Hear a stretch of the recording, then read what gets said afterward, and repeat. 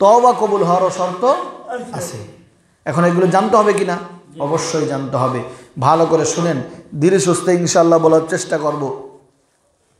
আল্লাহ তাআলা ঘোষণা দিলেন কোরআনের মধ্যে, কুল ইয়া ইবাদিয়াল্লাযীনা আসরাফু আলা আনফুসিহিম লা তাকনাতু মির রাহমাতিল্লাহ ইন্নাল্লাহা ইয়াগফিরুয যুনুবা জামিআ ইন্নাহু হুয়াল গফুরুর রহিম।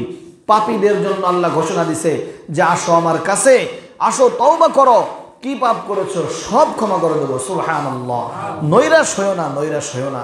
দেখেন আমরা অনেকে গুনাহ করতে করতে যে গুনাহ করি না কেন সেই কিন্তু ভালো জানি। আমি কি গুনাহ করি আমি ভালো জানি, আপনি কি গুনাহ করেন আপনি ভালো জানেন। প্রত্যেকটা গুনাহ সম্পর্কে যে করে সে কিন্তু জানে, ঠিক কিনা? আর সবচাইতে বেশি জানে কে? আল্লাহ। আল্লাহ আপনার অন্তরে গুনাহ যখন জাগবে তার আগেই জানে। সুবহানাল্লাহ। আল্লাহ বললেন না, আল্লাহু আলিমুম বিযাতিস সুদূর, আমি অন্তরের খবর রাখি, অন্তরের খবর। সুবহানাল্লাহ। মুহতারাম হাজিরিন, আজকে রাত্রে তওবা করলে তওবা কবুল হবে। কার কার তওবা কবুল হবে না, কার কার দোয়া কবুল হবে না আমি কিন্তু বলে ফেলছি। মুশরিকের দোয়া কবুল হবে না, মুশরিক, তারপরে হিংসুকের দোয়া কবুল হবে না, তাদের তওবাও কবুল হবে না। মাতা পিতার অবাধ্য সন্তান, মাতা পিতার খবর রাখে না, তাদের তওবা দোয়া কবুল হবে না। তারপরে টাকনুর নিচে কাপড় পরলে তাদের দোয়া কবুল হবে না, তওবা কবুল হবে না। আর তওবা কবুল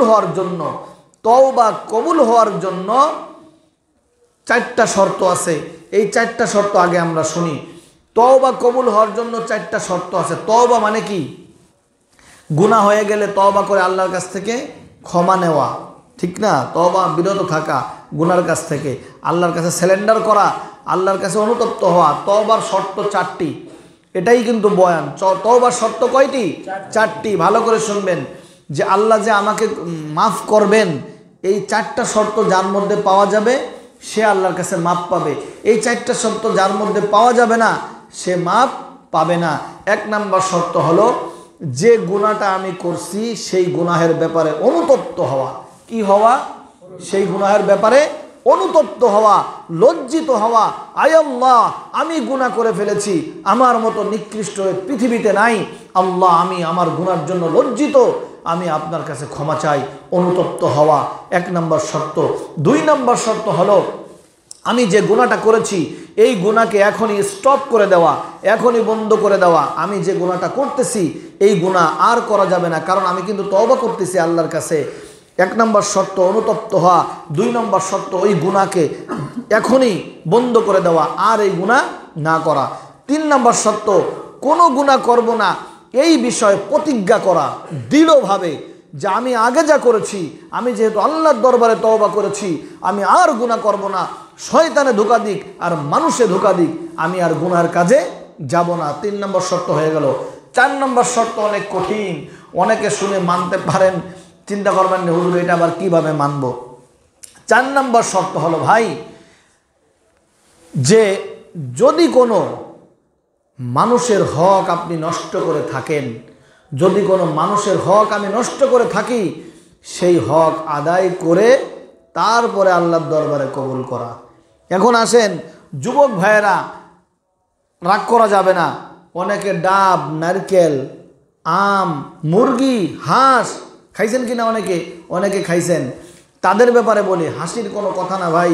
তুমি আজ দুনিয়ার বুকে একজনের কাছ থেকে মুরগির খোপ খুলে রাজাহাঁসটা খাইয়ে ফেলছো, কিয়ামতের দিন ওই রাজাহাঁস তোমার 5 বছরের আমলনামা খাইয়ে দেবে। কারণ যার তুমি রাজাহাঁস খাইছো সে তো কিয়ামতের দিন রাজাহাঁস পাবে না, কারণ জান্নাতে রাজাহাঁসের দরকার নাই। জান্নাতে অনেক নাজ নিয়ামত আল্লাহ রাখছে, রাজাহাঁসের কথা মানুষের মনেও থাকবে না। তখন বলবে যে আল্লাহ, আমি আমার রাজাহাঁস চাই না, আমি চাই 5 বছরের ইবাদত, একবারে কবুল ইবাদত আমাকে দিতে হবে, আর নয় আমি তার সাথে ডিসকাস করব না। তখন কিন্তু তার আমলনামা দিয়ে দেওয়া লাগবে। তারপরে যারা ভাই বোনের সম্পদ লুটতরাজ দলিলভাবে লিখে নেয়, আসে না, বড় ভাই কাগজপাতি বেশি বোঝে, ছোট ভাইয়ের সম্পদ লিখে নিয়ে যায়, বোনের সম্পদ লিখে নিয়ে যায়, দাদির সম্পদ, ফুফুর সম্পদ দেয় না। দোলাভাইরা বেড়াতে আসে মুখ বেজার করে থাকে, কেন? সম্পদ নিতে আসছে। আরে ভাই, তুমি যদি বাপের বেটা হয়ে বাপের সম্পদের ভাগ নিতে পারো, তাহলে বোন সে সম্পদ পাবে না কেন? কি কথা, যুক্তির কথা না? বোন কেন সম্পদ পাবে না? আমাদের সমাজে এমন গুমরাহি ঢুকছে, এই ভাইরা জোর দখল করে, আর বোনেরা, কিছু বোনের কারণে এই ঘটনা ঘটছে। বোনেরা বলে কি, বোনেরা না খেয়ে থাকে, এক শ্রেণীর বোন আছে না খেয়ে থাকে, তারপরও ভাইদের সম্পদ নিতে চায় না, কয় আমার ভাইটা ভালো থাকুক। আরে তোমার পরনে কাপড় নাই, তোমার বাইরে তুমি জুব্বা পরায় ঘুরাইবা নাকি? কথা বলেন নাই? ভাই, দুই বোনের সম্পদ এক ভাই পাবে, আল্লাহর বিধান। ইউসিকুমুল্লাহু ফি আওলাদিকুম লিয-যাকারি মিথলু হাজ্জিল উনসায়াইন, আল্লাহ বলে দিয়েছেন কোরআনে, এটাই বিধান। দুই মেয়ে যা পাবে, এক ছেলে তাই পাবে, এটা আল্লাহ বন্টন করে দিয়েছে। পণ্ডিতি করার দায়িত্ব তো তোমাকে দেওয়া হয় নাই। শরীয়তের সমস্ত সমাধান আছে, শরীয়তের কাছে এটা জিগায় না।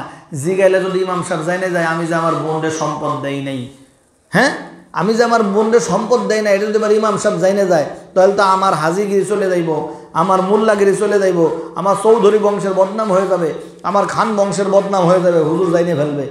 ভাই, হুজুর জানলে অসুবিধা নাই, কিন্তু জানতেছে কে? আল্লাহ। কিয়ামতের ময়দানে কিসের সম্পদ? এই সম্পদের কোনো বেল নাই।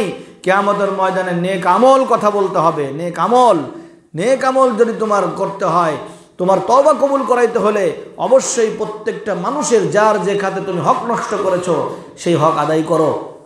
মাতা পিতার হক দাও, স্ত্রী সন্তানের হক দাও, উস্তাদের হক দাও, প্রতিবেশীর হক দাও, ভাই বোনের হক দাও। সমস্ত প্রকার যদি ভুলে তুমি কারো কিছু খেয়ে থাকো, তার হক আদায় করে দাও। আর নয় তোমার দোয়াও কবুল হবে না, তওবাও কবুল হবে না। খুব সাবধান। এখন যদি কেউ বলে হুজুর আমি তো অমুক লোকের একটা মুরগি খাইছিলাম না বুঝে খাওয়ার, না বুঝে খাওয়া, এখন সমাধান কি? সমাধান কিন্তু আছে। সেই লোকরে খুঁজে বাইর করে তার মুরগির দাম দিয়ে দাও, অথবা তার পায়ে ধরে মাপ চাই আসো। যদি সে মারা যায় থাকে, তার আত্মীয় স্বজনকে এটা বুঝায় দাও। যদি তাও না থাকে, তাহলে তুমি তার নামে ওই মুরগি বা কোনো যে জিনিস খেয়ানত করা হয়েছে, জবরদখল করা হয়েছে, সেই মূল্যটা গরিব মিসকিনে দান করে দাও, ওই ব্যক্তির উদ্দেশ্যে, যে আল্লাহ আমি তো ভুল করে ফেলেছি, এই টাকাটা দান করলাম, এর সমস্ত সওয়াব ওই লোকের রুহের প্রতি পৌঁছায় দিয়েন। কিয়ামতের দিন তুমি মাপ পেয়ে যাবা।